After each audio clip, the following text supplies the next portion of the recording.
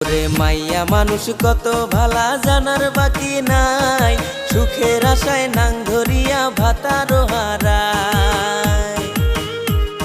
ছেলে মেয়ের কপালে কি দুর্গতি ঘটায়, হায়রে বাচ্চা কাচ্চার কপালে কি দুর্গতি ঘটায়। কিছু কিছু নারীর দোষে সমাজ নষ্ট হয়, হায়রে কিছু কিছু নারীর দোষে সমাজ নষ্ট হয়। ওরে মাইয়া মানুষ